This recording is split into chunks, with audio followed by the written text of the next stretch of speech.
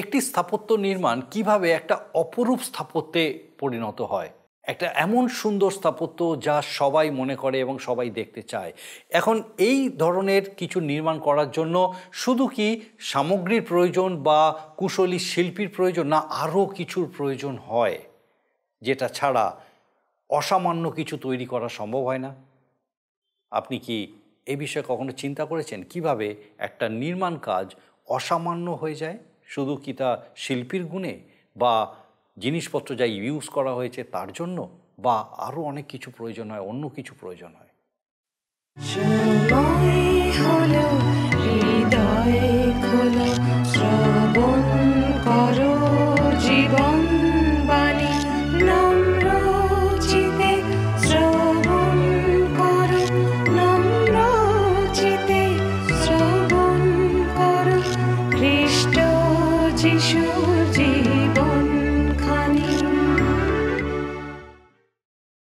নমস্কার, প্রভু যীশু খ্রিস্টের মধুর নামে জীবনবাণী অনুষ্ঠানে আপনাকে স্বাগত জানাই। আমি খুব খুশি আজকে আরেকবার আমাদের সঙ্গে আপনি আমাদের এই জীবনবাণী অনুষ্ঠানে উপস্থিত হয়েছেন।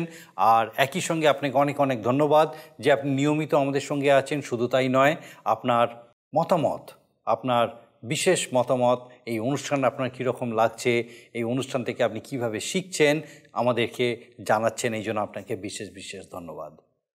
আমরা দেখছি সলোমন রাজা তার সমস্ত উচ্চপদস্থ অধ্যক্ষদের নিয়ে গিবিয়নে গেছিলেন এবং সেই স্থানে তিনি সদাপ্রভুর সমাগম তাম্বুতে পিতলের যে যজ্ঞবিধি ছিল সেখানে হোম বলি উৎসর্গ করেছিলেন। ঈশ্বর তার এই বলিদানে নিশ্চিতভাবে প্রীত হয়েছিলেন।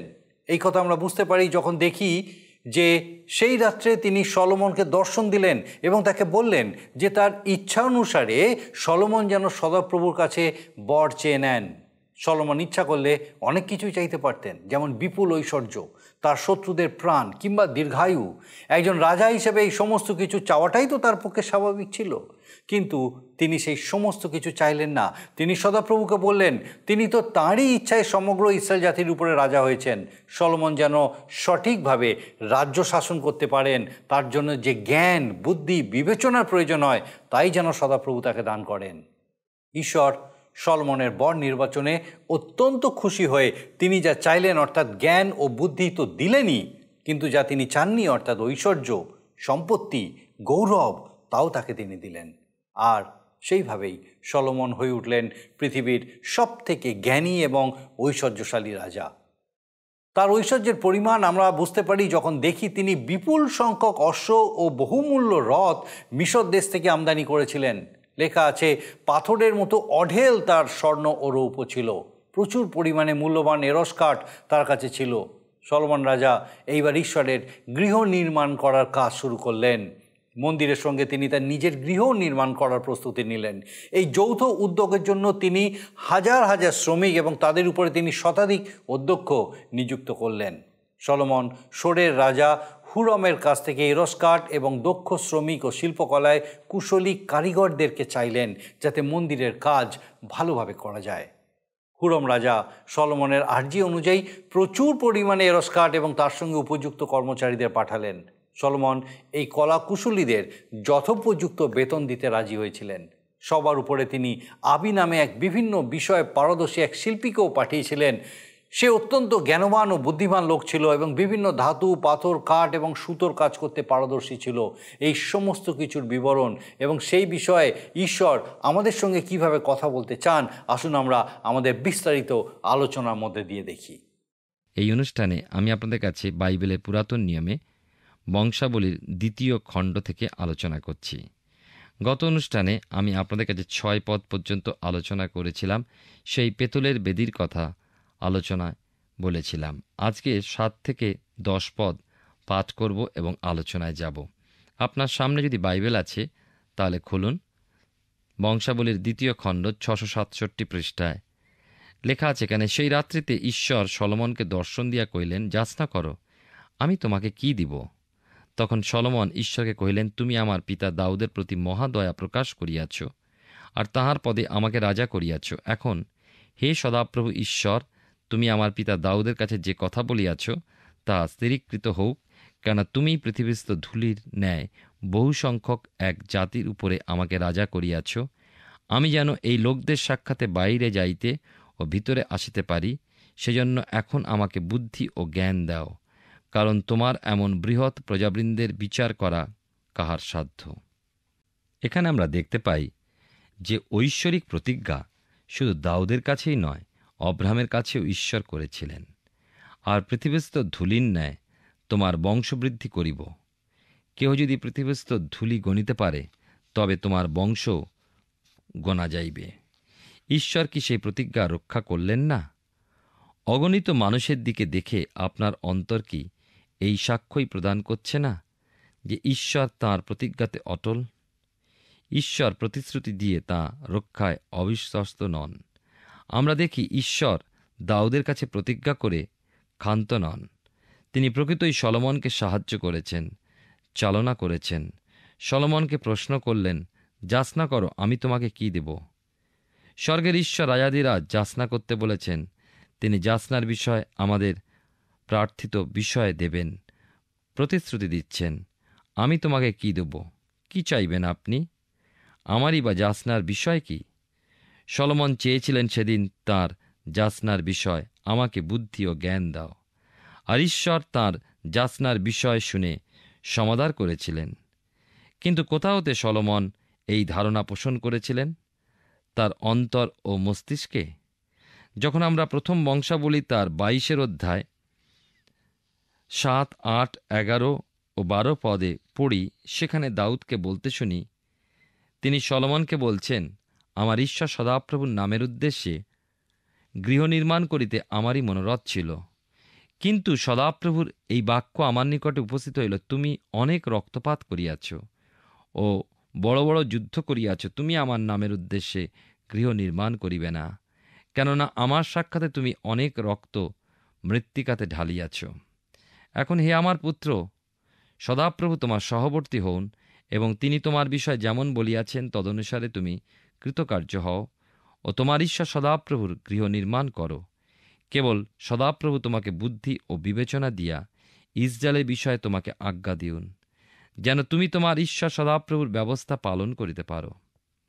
সলোমন পিতার প্রদত্ত নির্দেশকে উপলব্ধি করেছিলেন মর্মে মর্মে। ঈশ্বর দত্ত সুযোগের তিনি সমাদর ও সদ্ব্যবহার করেছিলেন নিজের মধ্যস্থিত দীনতা ও অভাবকে স্মরণ ও প্রকাশ করে। তিনি বুঝিয়ে দিয়েছিলেন তিনি বাইরে যেতে ও ভিতরে আসতে পারেন না। বৃহৎ প্রজাবৃন্দ ইসরায়েল সন্তানদের বিচার করার সাধ্য, বিচার করার মতো জ্ঞান, বুদ্ধি, বিবেচনা, শক্তি তার নেই। আর ঈশ্বর তার বাঞ্ছিত বিষয় তার প্রতি সমাদর জানালেন, আশীর্বাদ, অনুগ্রহ দিলেন। দ্বিতীয় বংশাবলী তার 1 অধ্যায় থেকে আলোচনা করছি। এখন আমরা আলোচনায় যাব 11 থেকে 15 পদে। এখানে আমরা আগে পাঠ করি, লেখা আছে, তখন ঈশ্বর সলোমনকে কহিলেন, ইহাই তোমার মনে উদয় হইয়াছে, তুমি ঐশ্বর্য, সম্পত্তি, গৌরব কিংবা বৈরীদের প্রাণ যাচনা করো নাই, দীর্ঘায়ু যাচনা করো নাই, কিন্তু আমি আমার যে প্রজাদের উপরে তোমাকে রাজা করিয়াছি, তুমি তাহাদের বিচার করিবার জন্য আপনার নিমিত্ত বুদ্ধি ও জ্ঞান যাচনা করিয়াছ। 12 পদে লেখা আছে, বুদ্ধি জ্ঞান তোমাকে দত্ত হইল, অধিকন্তু তোমার পূর্বে কোন রাজার যাদৃশ্য হয় নাই এবং তোমার পরেও যাদৃশ্য হইবে না। তাদৃশ্য ঐশ্বর্য, সম্পত্তি ও গৌরব আমি তোমাকে দিব। পরে সলোমন গিবিয়নের উচ্চস্থলী হইতে সমাগম তম্বুর সম্মুখ হইতে জেরুজালেমে আসিলেন আর ইসরায়েলের উপরে রাজত্ব করিতে থাকিলেন। আর সলোমন অনেক রথ ও অশ্বারোহী সংগ্রহ করিলেন। তাহার 1,400 রথ ও 12,000 অশ্বারোহী ছিল। আর সেই সকল তিনি রথ নগরসমীয়ে এবং জেরুজালেমে রাজার নিকটে রাখিতেন। রাজা জেরুজালেমে রৌপ্য স্বর্ণকে প্রস্তরের ন্যায় এবং এরসকাষ্ঠকে নিম্নভূমিস্থ সুকোমর গাছের ন্যায় প্রচুর করিলেন। ঈশ্বর সলোমনের বাঞ্ছিত বিষয়ের উপরে আরও অধিক আশীর্বাদ দিলেন। আগের রাজাদের মধ্যে যে বিষয়গুলো দেখা যায়নি, পরের রাজাদের মধ্যে যে বিষয়গুলো কখনো দেখা যাবে না, এমন বিষয়গুলো সহ সলোমনকে আশীর্বাদের উপচয় দিলেন। সলোমন তার ব্যক্তিগত জীবনের জন্য নয়, আত্মিক বিষয় বোধগম্য করার জন্য নয়, রাজ্য শাসনের উপযোগী জ্ঞান বুদ্ধি বিচক্ষণতা যাচনা করেছিলেন মাত্র। বেশ বোঝা যায় আত্মিক জীবনে সলোমনের অভাবই ছিল, তথাপি আশীর্বাদ হতে বঞ্চিত হননি। ঈশ্বর কি তৃপ্ত ছিলেন? সুকুমার গাছ ছিল প্রচুর, কিন্তু এরসেরও বৃদ্ধি ঘটালেন ঈশ্বর। কত প্রস্তর শৈল সে দেশের সর্বত্র ছড়িয়ে থাকলেও ঈশ্বরের আশীর্বাদ তার উপরে থাকায় সোনার উপরও প্রাচুর্য ঘটেছিল। 16-17 পদে আমরা পাই এই 1 অধ্যায় 2 বংশাবলী পুস্তকে, আর সলোমনের অশ্ব সকল মিশর হইতে আনা হইত। রাজার বণিকেরা দল হিসাবে মূল্য দিয়া পালে পালে অশ্ব পাইত, আর মিশর হইতে কৃত আনিত এক এক রথের মূল্য 600 শেকল রৌপ্য, ও এক এক অশ্বের মূল্য 150 শেকল ছিল। এই প্রকারে উহাদের দ্বারা সমস্ত হিত্তীয় রাজার ও আরামীয় রাজার জন্য অশ্ব আনা হইত। ঈশ্বর আমাদের প্রতি লক্ষ্য রাখেন, তার অনুগ্রহ আশীর্বাদ প্রদান করেন, আমাদের সহবর্তী থাকেন। কিন্তু এই সুযোগ গ্রহণ করে আমরা যেন ঈশ্বরের নির্দেশ নিষেধাজ্ঞার অবমাননা না করি। আমরা দেখি বাইবেলের পুরাতন নিয়মে 2 বিবরণের 17 অধ্যায় 16-17 পদে কি লেখা আছে? লেখা আছে, ঈশ্বরের আজ্ঞা, আর সেই রাজা আপনার জন্য অনেক অশ্ব রাখিবে না, এবং অনেক অশ্বের চেষ্টায় প্রজাদিগকে পুনর্বার মিশর দেশে গমন করাইবে না। কেননা সদাপ্রভু বলিয়াছেন, ইহার পরে তোমরা সেই পথে আর ফিরিয়া যাইবে না। আর সে অনেক স্ত্রী গ্রহণ করিবে না, পাছে তাহার হৃদয় বিপদগামী হয়, এবং সে আপনার জন্য রৌপ্য কিংবা স্বর্ণ অতিশয় বৃদ্ধি করিবে না। আর স্বীয় রাজ্যের সিংহাসনে উপবেশনকালে সে আপনার নিমিত্ত একখানি পুস্তকে লেবীয় যাজকদের সম্মুখস্থিত এই ব্যবস্থার অনুলিপি লিখিবে। দেখুন, মিশর এক নিষিদ্ধ এলাকাতে তার যোগাযোগ অশ্ব সংগ্রহের জন্য, সংগ্রহ করার জন্য রথসমূহ আত্মিক দিকে মিশর জগৎকে দেখায়। এই মিশরেই ইসরায়েল জাতি দাস হিসাবে জীবনযাপন করেছিল একসময়। মিশর হল ঈশ্বরের লোকের দাসত্বের স্থান। মিশর ঈশ্বরের লোকের পক্ষে নিষিদ্ধ এলাকা। এই জগৎ ও জাগতিক বহু ক্ষেত্র অবস্থা পরিস্থিতি মিশরেরই মতো আমাদেরকে দাস হিসাবে আর পদানত করতে চায়, কিন্তু আমরা সেখানতে মুক্ত হয়েছি, স্বাধীনতা লাভ করেছি। ঐশ্বরিক সত্যগুলো আমাদেরকে স্বাধীন করেছে। এই স্বাধীনতার অপব্যবহার না করে তার মর্যাদাকে রক্ষা করাই আমাদের কর্তব্য। খ্রিস্টের শ্রীমুখ সম্মুখে রেখে কালভেরির দর্শনে স্থির থেকে আমরা আমাদের প্রতিজ্ঞাত দেশের অভিমুখে এগিয়ে চলেছি। সলোমন মিশর হতে রথ ও অশ্ব এনেছিলেন। আমাদের সর্ববিষয় খ্রিস্টের উপরেই নির্ভর করি। আমাদের সর্বস্ব যোগানদাতা তিনিই। প্রান্তর পথে ইসরায়েল সন্তানদের যোগানদাতা ছিলেন সদাপ্রভু। আমাদের সঙ্গে আমাদের এই পার্থিব প্রান্তর যাত্রায় পবিত্র আত্মা রয়েছেন, যিনি আমাদেরকে খ্রিস্টের বধূ হওয়ার জন্য প্রস্তুতির ভার দিয়েছেন। তাঁর হস্তে আমরা সমর্পিত থাকি। আসুন, যেন যথার্থ স্বর্গীয় মন্দিরস্থ প্রান্তরে এবং প্রস্তরে আমরা পরিণত হয়ে অনন্তকাল ঈশ্বরের সন্নিধানে যাপন করতে পারি। ঈশ্বরের আহ্বানের প্রতি দৃষ্টি রেখে খ্রিস্ট বিশ্বাসীকে তার গন্তব্য পথে চলতে হয়। এই চলার পথে খ্রিস্ট বিশ্বাসীকে প্রলুব্ধ করতে, তাকে সংকটাপন্ন করে তুলতে, তার পথে প্রতিবন্ধকতা সৃষ্টি করতে, তার সত্যের অভিমুখে গতিরুদ্ধ করে দিতে অনেক কিছুই উপস্থিত হয়ে থাকে। কিন্তু সলোমনের ন্যায় আমাদের ঈশ্বরের কাছে যাচনা করতে হবে জ্ঞান, বুদ্ধি, বিচক্ষণতাকে, যেন বাইরে যেতে ও ভিতরে আসতে পারি। নিষিদ্ধ ফল যেন আর ভোজন না করি। নিষিদ্ধ এলাকা হতে যেন সাহায্যের প্রত্যাশা না করি। আমাদের প্রত্যাশা হয় যেন ঈশ্বর, এবং আমাদের প্রত্যাশা হতে যেন আমরা সরে না দাঁড়াই। আমরা এগিয়ে চলেছি সেই স্বর্গীয় মন্দিরের বহুমূল্য খোদিত প্রস্তরে পরিণত হওয়ার জন্য। এগিয়ে চলেছি পবিত্র জাতিস্বরূপে মনোনীত বংশ ও রাজকীয় যাজকবর্গে পরিণত হয়ে ঈশ্বরের নিজস্ব প্রজাবৃন্দ হিসাবে তাঁরই গুণকীর্তন করি। সেই উদ্দেশ্যে ঈশ্বরের নির্দেশ পালনে বিশ্বস্ত থাকার জন্য ঈশ্বরের সহায়তা প্রার্থনা করি। এই অনুগ্রহের যুগে আসুন আমরা সেই উদ্দেশ্যে আমাদের প্রার্থনা ঈশ্বরের চরণে নিবেদন করি। আমরা এইবারে আসব 2 অধ্যায়। আমরা দাউদের বিষয় লক্ষ্য করেছি এর আগে যে দাউদ ঈশ্বরের গৃহ নির্মাণের এক মনোবাসনা নিজের মধ্যে সর্বদা পোষণ করেছেন, কিন্তু ঈশ্বর হতে মন্দির নির্মাণের অনুমোদন না পাওয়ায় তিনি ঈশ্বরের ইচ্ছা অনুযায়ী পুত্র সলোমনকে নির্দেশ উপদেশ প্রদান করে গিয়েছিলেন ওই মন্দির নির্মাণের উদ্দেশ্যে। সলোমন রাজা হলেন ও সেই নির্দেশ অনুসারে এই কাজে অগ্রসর হলেন। পুরাতন নিয়মের এই ছায়ায় নতুন নিয়মের খ্রিস্ট বিশ্বাসী আজ সেই নিদর্শনে তার দেহ আত্মা প্রাণকে ঈশ্বরের মন্দির হিসাবে গেঁথে তুলে ঈশ্বরের উপস্থিতি সেখানে অনুভব করে আনন্দে মেতে উঠবে। ঈশ্বর তাই আগ্রহ করেন। এই উদ্দেশ্যে সলোমনের মন্দির নির্মাণের বিষয় আমাদের বিশেষভাবে অধ্যয়ন করা আবশ্যক। 2 অধ্যায় প্রথম 2টি পদে লেখা আছে, পরে সলোমন সদাপ্রভুর নামের উদ্দেশ্যে এক গৃহ ও আপনার রাজ্যের নিমিত্ত এক গৃহ নির্মাণ করিতে স্থির করিলেন। আর সলোমন ভার বহিতে 70 সহস্র লোক, পর্বতে কাষ্টাদি ছেদন করিতে 80 সহস্র লোক ও তাহাদের অধ্যক্ষরূপে 3,600 লোক নিযুক্ত করিলেন। আমরা দেখি এরপরে যে সলোমনের রাজত্বকালে এই মন্দির নির্মাণ প্রসঙ্গে ঈশ্বর বিশেষভাবে গুরুত্ব প্রদান করেছিলেন। স্থানটার বিষয়ে পূর্বে আমরা আলোচনা করেছি যে মরিয়া পর্বতের উপরে বহুকাল পূর্বে ঈশ্বরের পরিকল্পনা অনুযায়ী এক বলিদান সংগঠিত হয়েছিল। অব্রাহাম তার অন্তরতে বিশ্বাসে নিজের পুত্র ইসাহাককে বলিরূপে উৎসর্গ করার জন্য প্রস্তুত। আর সেই সময় ঈশ্বর এই মহাপরীক্ষায় অব্রাহামের জয় লক্ষ্য করে ঝোপের মাঝে শৃঙ্গবদ্ধ অবস্থায় এক মেষকে রাখলেন। এই সেই মরিয়া পর্বত, বলিদানের পর্বত, যেখানে জিবুসীয় অর্ণানের খামার স্থানটি ছিল।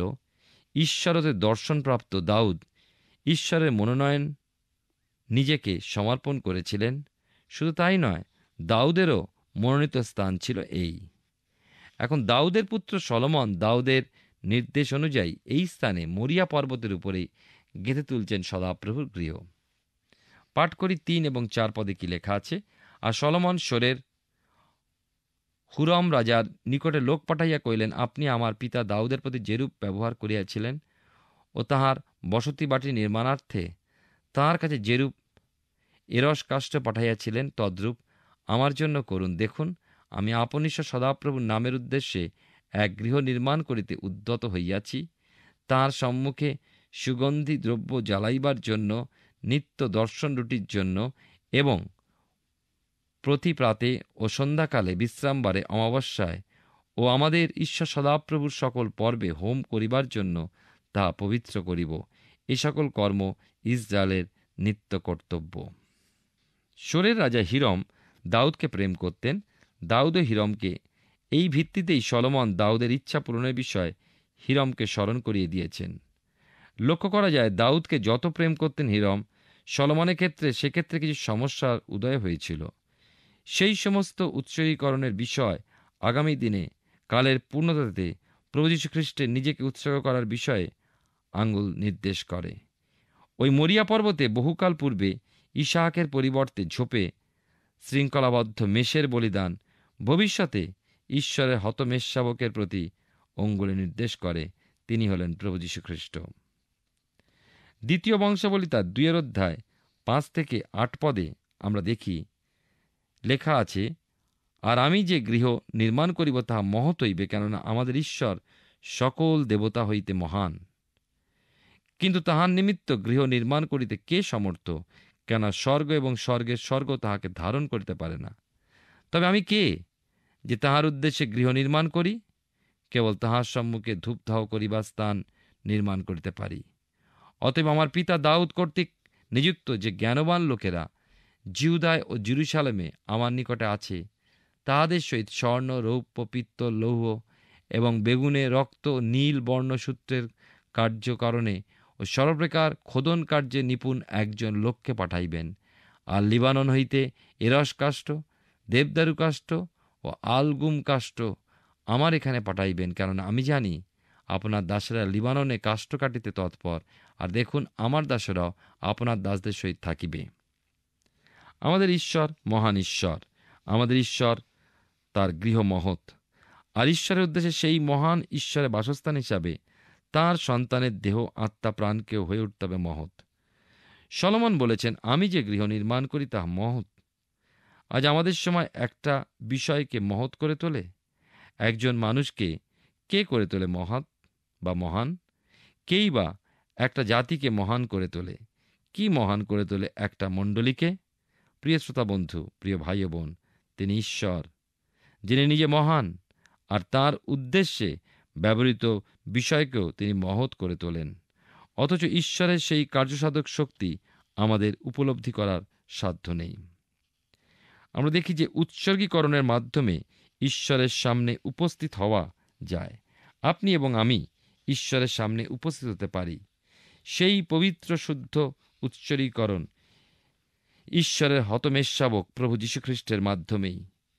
ঈশ্বরকে তিনি যে ওই গৃহে বাসকারী, এমনভাবে কত সমারোহ আমরা দেখতে পাই।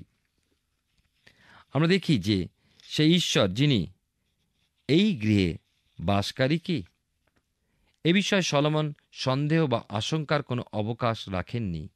আমরা বলি ঈশ্বরের গৃহ, ঈশ্বরের বসবাসের স্থান, কিন্তু ওই গৃহ বা মন্দির বা ধর্মধাম নয়। মন্দির বা ধর্মধাম অর্থাৎ ঈশ্বরের গৃহ হল বলিদান উৎসর্গীকরণের স্থান, ঈশ্বরের সঙ্গে যোগাযোগ করা তথা তাঁর সামনে উপস্থিত হওয়ার একটা উপযুক্ত স্থান, যেখানে বলিদান উৎসর্গীকরণের মাধ্যমে অর্থাৎ স্তুতি, সমাদর, প্রশংসা, ধন্যবাদ উৎসর্গ করার মাধ্যমে ঈশ্বরের উপস্থিতি উপলব্ধি করি, কেননা ঈশ্বর প্রশংসাতে বাসকারী। মণ্ডলীর মধ্যে গমনাগমনকারী হিসাবে ঈশ্বর সেই প্রশংসামুখর মণ্ডলীতে উপস্থিতিকে উপলব্ধি করতে দেন। সলোমন নির্মিত ধর্মধামটা ছিল খুব উন্নত মানের, সুশোভিত। হতে পারে ইফিসে ডায়ানার যে মন্দির তার তুলনায় ক্ষুদ্র এই সলোমনের মন্দির, অথচ স্বর্ণ রৌপ্যের প্রাচুর্যে এই মন্দির কত না সমৃদ্ধ ছিল। আরও দেখা যায় যে দক্ষ কারিগর অপর দেশতে নিয়ে আসা হয়েছিল, কেননা ইসরায়েলীয়গণ ছিল অধিকাংশ পশুপালনকারী ও কৃষিজীবী। শোরের রাজা হিরমের প্রয়োজনীয়তা এই জন্য এইখানে লক্ষ্য করা যায়। আরও হতে পারে সলোমনের শিল্পী ও কারিগরগণ তাদের কাছে কিছু অনুশীলন নিয়েছিলেন। লেবাননের এরস ছিল বিখ্যাত, যা সলোমন মন্দির নির্মাণের উদ্দেশ্যে আনিয়েছিলেন। আমরা এর পরের অংশ যখন দেখি, 2 অধ্যায় 9 থেকে 18 পদ, এই অংশে বিশেষ করে কয়েকটি পদ পাঠ করি। লেখা আছে, আমার জন্য প্রচুর কাষ্ঠ প্রস্তুত করিতে হইবে, কেননা আমি যে গৃহ নির্মাণ করিব তা মহৎ আশ্চর্য হইবে। আর দেখুন, আমি আপনার দাসদিওকে যে কাঠুরিয়া গাছ কাটিবে তাহাদিওকে 20 সহস্র কোর মাড়া, গোধূম 20 সহস্র কোর জব, 20 সহস্র বাত দ্রাক্ষারস ও 20 সহস্র বাত তৈল দিব। আর লেখা আছে শেষ 2টি পদে, আর সলোমন আপন পিতা দাউদের গণনার পরে ইসরায়েল দেশের সমস্ত প্রবাসী লোক গণনা করাইলেন, তাহাতে 1,53,600 লোক পাওয়া গেল। তাহাদের মধ্যে তিনি ভার বইতে 70 সহস্র লোক, পর্বতে কাষ্ঠাদি ছেদন করিতে 80 সহস্র লোক ও লোকদিগকে কার্য করাইবার জন্য 3,600 অধ্যক্ষ নিযুক্ত করিলেন। সলোমনের মন্দির বিশাল হোক বা না হোক, তা ছিল মহান ও আশ্চর্য। 10 পদের মধ্যে প্রদত্ত বিষয়ের মধ্যে পাই সলোমন ও হিরমের মধ্যে পরবর্তী সময় কিছু ভুল বোঝাবুঝি ঘটেছিল। আমরা দেখি যে হিরমের প্রেরিত সমস্ত রকম কার্য তারপরে ও কল্পনার কার্যে দক্ষ ব্যক্তি ও সলোমনের দক্ষ শ্রমিকদের মধ্যে স্থানপ্রাপ্ত হতো, এ বিষয়ে হিরম তার পত্রে উল্লেখ করেন। এমনভাবে কত সমারোহ বাইরের দেশের শিল্পীদের দ্বারা ওই মন্দির নির্মিত হয়েছিল, আর সহকারী হিসাবেও কতজন ছিল।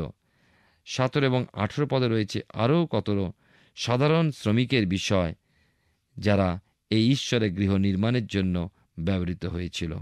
প্রিয় শ্রোতা বন্ধু, প্রিয় ভাই ও বোন, আসুন সলোমনের মতন, দাউদের মতন আমাদের হৃদয় হোক।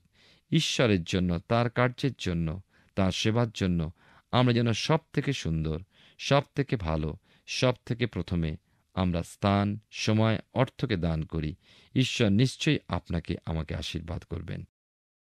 আমরা দ্বিতীয় বংশাবলী পুস্তক থেকে ধারাবাহিকভাবে অধ্যয়ন করছি, আর আমার বিশ্বাস মহান ঈশ্বর বিশেষভাবে আপনার সঙ্গে কথা বলছেন। সোরের রাজা হুরম দাউদের অত্যন্ত ঘনিষ্ঠ ছিলেন। রাজা দাউদ ও হুরমের মধ্যে এই সুসম্পর্কের কারণেই সলোমন তার কাছে এরস কাঠের মতো নির্মাণ সামগ্রী যে কেবল চেয়েছিলেন তা নয়, তার সাথে সাথে তিনি বিভিন্ন নিপুণ কর্মচারী এবং শিল্পীদেরও চেয়েছিলেন। হুরম বুঝেছিলেন যে সলোমন ছিলেন ঈশ্বরেরই নিযুক্ত রাজা এবং ঈশ্বর তাঁরই উপরে মন্দির নির্মাণের কাজ অর্পণ করেছেন। এই কারণে তিনি সলোমনকে সমস্ত লোকবল ও উপাদান সরবরাহ করতে কুণ্ঠাবোধ করেননি। সলোমনও এই কর্মচারীদের উপযুক্ত বেতন হিসেবে জব, তেল ও দ্রাক্ষারস দিয়েছিলেন। আমরা আগামী পর্বে দেখব যে মন্দির নির্মাণের কাজ বাস্তবভাবে শুরু হলো। মন্দিরের আভ্যন্তরীণ শিল্পকলা যে কত অপূর্ব ছিল তার বিবরণও আমরা আমাদের আগামী অনুষ্ঠানে জানতে পারবো। আসুন এই সময় আমি প্রার্থনায় যাব, আর আমি চাইব আপনি আমার সঙ্গে প্রার্থনায় যোগ দিন। আসুন প্রার্থনা করি। মঙ্গলময় পিতা, ধন্যবাদ দিই প্রভু, তোমার পবিত্র পরাক্রমের একটি বার আমাদের প্রত্যেক দর্শক বন্ধুর সঙ্গে তোমার জীবন্ত বাক্য দ্বারা তুমি কথা বলেছ। এই সময় বিশেষ করে আমাদের সেই প্রত্যেক দর্শক বন্ধু, তাদের পরিবার পরিজন প্রত্যেককে তোমার চরণে সমর্পণ করি। বিশেষ করে প্রার্থনা করি প্রভু, তোমার পবিত্র পরাক্রমে প্রত্যেককে আশীর্বাদে পূর্ণ করো। প্রার্থনা করি পিতাগো সেই পরিবারের প্রত্যেক সন্তান সন্ততির জন্য। পিতাগো বিশেষ করে যাদের পরীক্ষা আছে পিতাগো, এই সময় হয়তো পরীক্ষার জন্য প্রস্তুতি নিচ্ছে, সৈক্য পিতা তোমার পবিত্র অনুগ্রহে, জ্ঞানে, বুদ্ধিতে সেই প্রত্যেক সন্তান সন্ততিকে তুমি আশীর্বাদযুক্ত করো, যেন প্রত্যেকে খুব সুন্দরভাবে প্রস্তুতি নেয়, খুব সুন্দর পরীক্ষা দেয়, খুব ভালো ফল লাভ করে তোমার গৌরব করতে পারে।